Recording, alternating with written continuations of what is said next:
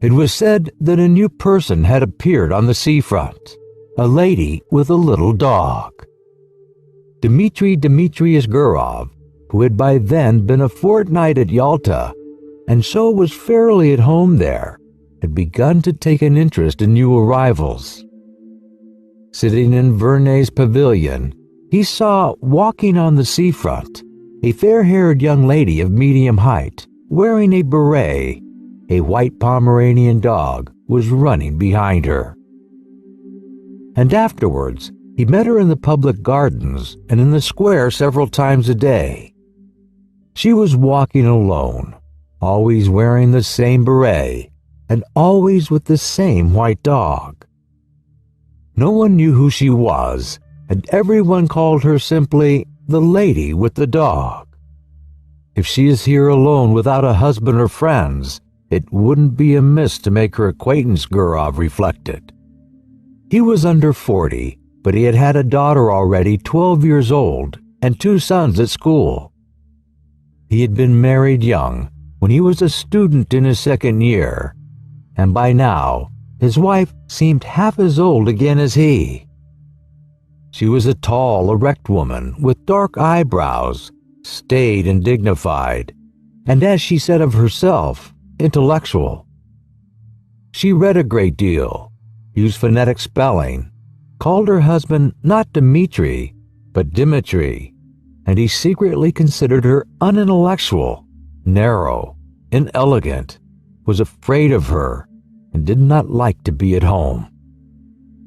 He had begun being unfaithful to her long ago, had been unfaithful to her often, and probably on that account almost always spoke ill of women, and when they were talked about in his presence, he used to call them the lower race. It seemed to him that he had been so schooled by bitter experience that he might call them what he liked, and yet he could not get on for 2 days together without the lower race. In the society of men, he was bored and not himself. With them he was cold and uncommunicative. But when he was in the company of women, he felt free and knew what to say to them and how to behave, and he was at ease with them even when he was silent. In his appearance, in his character, in his whole nature, there was something attractive and elusive which allured women and disposed them in his favor. He knew that, and some force seemed to draw him to them. Experience, often repeated, truly bitter experience, had taught him long ago that with decent people, especially Moscow people, always slow to move and irresolute, every intimacy, which at first so agreeably diversifies life and appears a light and charming adventure, inevitably grows into a regular problem of extreme intricacy, and in the long run, the situation becomes unbearable. But at every fresh meeting with an interesting woman, this experience seemed to slip out of his memory, and he was eager for life, and everything seemed simple and amusing. One evening he was dining in the gardens, and the lady in the beret came up slowly to take the next table. Her expression, her gait, her dress, and the way she did her hair told him that she was a lady, that she was married, that she was in Yalta for the first time and alone, and that she was dull there. The stories told of the immorality in such places as Yalta are to a great extent untrue. He despised them, and knew that such stories were for the most part made up by persons who would themselves have been glad to sin if they had been able.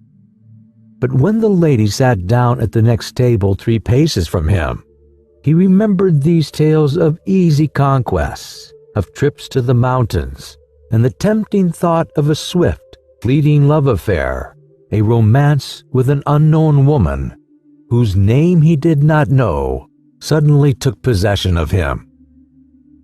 He beckoned coaxingly to the Pomeranian, and when the dog came to him, he shook his finger at it. The Pomeranian growled, Gurov shook his finger at it again. The lady looked at him and at once dropped her eyes. "He doesn't bite," she said, and blushed. "May I give him a bone?" he asked. And when she nodded, he asked courteously, "Have you been long in Yalta?" "5 days, and I have already dragged out a fortnight here." There was a brief silence. "Time goes fast, and yet it is so dull here," she said, not looking at him. "That's only the fashion to say it is dull here. A provincial will live in Belyaev or Zhidra and not be dull. And when he comes here, it's, oh, the dullness, oh, the dust. One would think he came from Grenada." She laughed. Then both continued eating in silence, like strangers. But after dinner, they walked side by side. And there sprang up between them the light jesting conversation of people who are free and satisfied, to whom it does not matter where they go or what they talk about. They walked and talked of the strange light on the sea. The water was of a soft, warm lilac hue, and there was a golden streak from the moon upon it. They talked of how sultry it was after a hot day. Guryov told her that he came from Moscow, that he had taken his degree in arts, but had a post in a bank, that he had trained as an opera singer, but had given it up, that he owned 2 houses in Moscow. And from her, he learnt that she had grown up in Petersburg, but had lived in S since her marriage 2 years before, that she was staying another month in Yalta, and that her husband, who needed a holiday too, might perhaps come and fetch her. She was not sure whether her husband had a post in a crown department or under the provincial council, and was amused by her own ignorance. And Gurov learnt too that she was called Anna Sergeyevna. Afterwards, he thought about her in his room at the hotel, thought she would certainly meet him next day. It would be sure to happen. As he got into bed, he thought how lately she had been a girl at school, doing lessons like his own daughter. He recalled the diffidence, the angularity that was still manifest in her laugh, and her manner of talking with a stranger.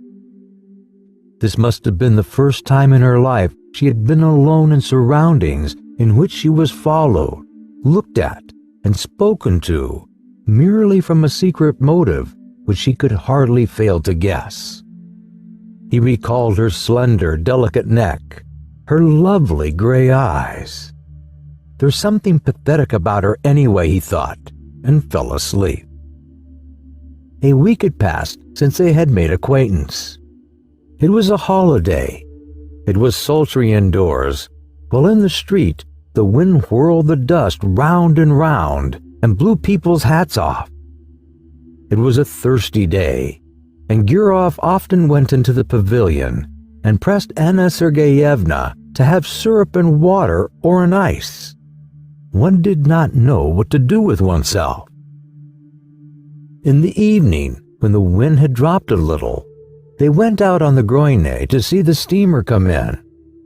There was a great many people walking around the harbor. They had gathered to welcome someone, bringing bouquets. And 2 peculiarities of a well-dressed Yalta crowd were very conspicuous. The elderly ladies were dressed like young ones, and there were great numbers of generals.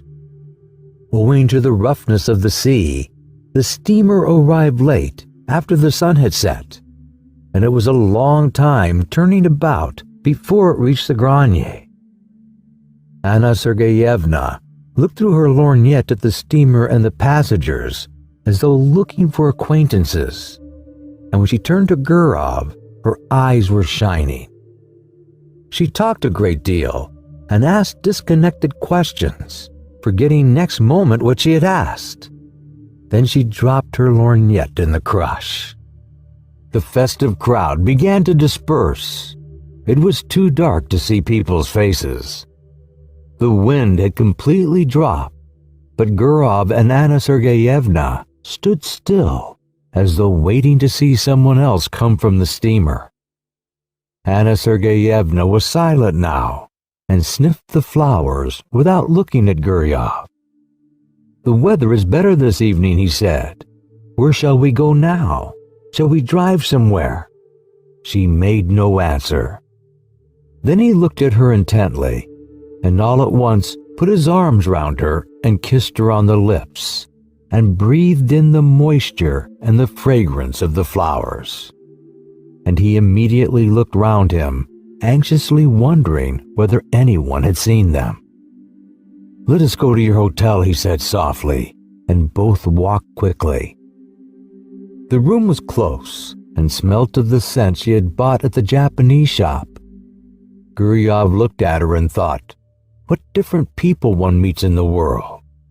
From the past, he preserved memories of careless, good-natured women who loved cheerfully and were grateful to him for the happiness he gave them, however brief it might be.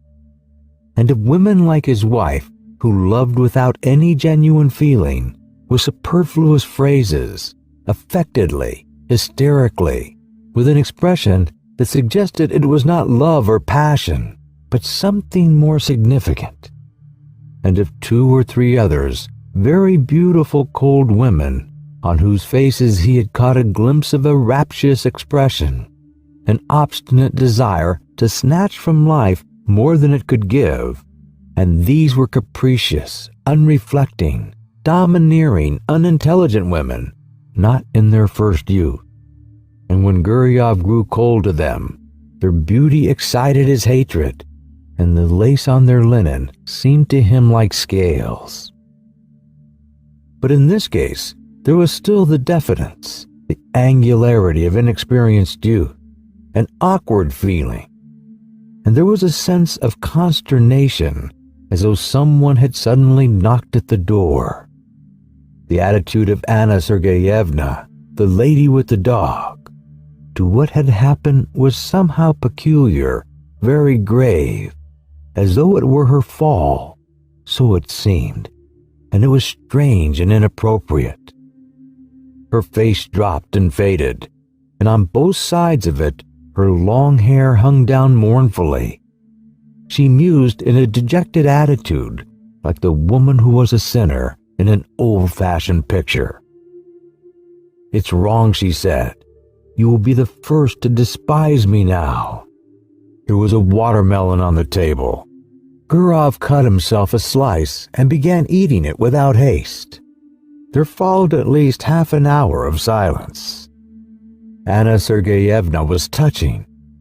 There was about her the purity of a good, simple woman who had seen little of life. The solitary candle burning on the table threw a faint light on her face, yet it was clear that she was very unhappy. "How could I despise you?" asked Guryov. "You don't know what you are saying." "God forgive me," she said, and her eyes filled with tears. "It's awful. You seem to feel you need to be forgiven." "Forgiven? No. I am a bad, low woman. I despise myself and don't attempt to justify myself. It's not my husband, but myself I have deceived. And not only just now. I have been deceiving myself for a long time. My husband may be a good, honest man, but he is a flunky.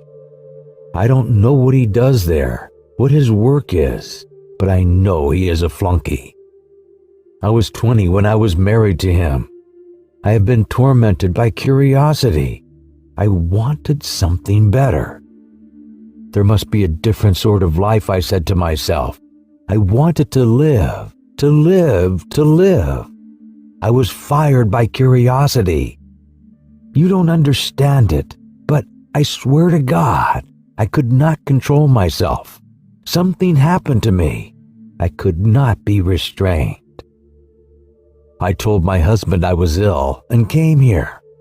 And here I have been walking about as though I were dazed, like a mad creature. And now I have become a vulgar, contemptible woman whom anyone may despise.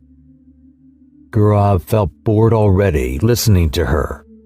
He was irritated by the naive tone, by this remorse, so unexpected and inopportune. But for the tears in her eyes, he might have thought she was jesting or playing a part. "I don't understand," he said softly. "What is it you want?"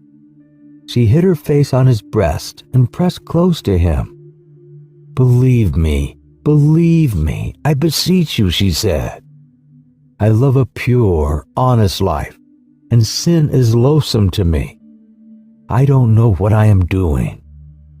Simple people say, the evil one has beguiled me, and I may say of myself now that the evil one has beguiled me." "Hush, hush," he muttered. He looked at her fixed, scared eyes, kissed her, talked softly and affectionately, and by degrees she was comforted, and her gaiety returned. They both began laughing. Afterwards, when they went out, there was not a soul on the seafront. The town with its cypresses had quite a death-like air, but the sea still broke noisily on the shore. A single barge was rocking on the waves, and a lantern was blinking sleepily on it. They found a cab and drove to Oreanda. "I found out your surname in the hall just now. It was written on the board." "Von Diderot," said Guryov. "Is your husband a German?" "No, I believe his grandfather was a German, but he is an Orthodox Russian himself." At Oreanda, they sat on a seat not far from the church, looked down at the sea, and were silent. Yalta was hardly visible through the morning mist. White clouds stood motionless on the mountaintops. The leaves did not stir on the trees. Grasshoppers chirped, and the monotonous hollow sound of the sea rising up from below spoke of the peace, of the eternal sleep awaiting us. So it must have sounded when there was no Yalta, no Oreanda here. So it sounds now, and it will sound as indifferently and monotonously when we are all no more. And in this constancy, in this complete indifference to the life and death of each of us, there lies hid, perhaps, a pledge of our eternal salvation, of the unceasing movement of life upon earth, of unceasing progress towards perfection. Sitting beside a young woman who in the dawn seemed so lovely, soothed and spellbound in these magical surroundings, the sea, mountains, clouds, the open sky. Gurov thought how in reality everything is beautiful in this world when one reflects. Everything except what we think or do ourselves when we forget our human dignity and the higher aims of our existence. A man walked up to them, probably a keeper, looked at them, and walked away. And this detail seemed mysterious and beautiful too. They saw a steamer come from Theodosia with its lights out in the glow of dawn. "There is dew on the grass," said Anna Sergeyevna after a silence. "Yes, it's time to go home." They went back to the town. Then they met every day at 12 o'clock on the seafront, lunched and dined together, went for walks, admired the sea. She complained that she slept badly, that her heart throbbed violently, asked the same questions, troubled now by jealousy and now by the fear that he did not respect her sufficiently. And often in the square or gardens, when there was no one near them, he suddenly drew her to him and kissed her passionately. Complete idleness, these kisses in broad daylight while he looked round in dread of someone seeing them, the heat, the smell of the sea, and the continual passing to and fro before him of idle, well-dressed, well-fed people, made a new man of him. He told Anna Sergeyevna how beautiful she was, how fascinating. He was impatiently passionate. He would not move a step away from her, while she, was often pensive and continually urged him to confess that he did not respect her, did not love her in the least, and thought of her as nothing but a common woman.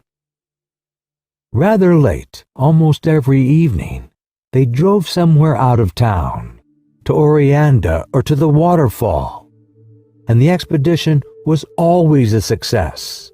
The scenery invariably impressed them as grand and beautiful. They were expecting her husband to come, but a letter came from him saying that there was something wrong with his eyes, and he entreated his wife to come home as quickly as possible. Anna Sergeyevna made haste to go. "It's a good thing I am going away," she said to Gurov. "It's the finger of destiny." She went by coach, and he went with her. They were driving the whole day. When she had got into a compartment of the express, and when the second bell had rung, she said, "Let me look at you once more. Look at you once again. That's right." She did not shed tears, but was so sad that she seemed ill, and her face was quivering. "I shall remember you, think of you," she said. "God be with you. Be happy. Don't remember evil against me. We are parting forever. It must be so, for we ought never to have met. Well, God be with you." The train moved off rapidly. Its lights soon vanished from sight, and a minute later there was no sound of it, as though everything had conspired together to end as quickly as possible that sweet delirium, that madness. Left alone on the platform and gazing into the dark distance, Gurov listened to the chirrup of the grasshoppers and the hum of the telegraph wires, feeling as though he had only just woke up. And he thought, musing, that there had been another episode or adventure in his life, and it too was at an end, and nothing was left of it but a memory. He was moved, sad, and conscious of a slight remorse. This young woman, whom he would never meet again, had not been happy with him.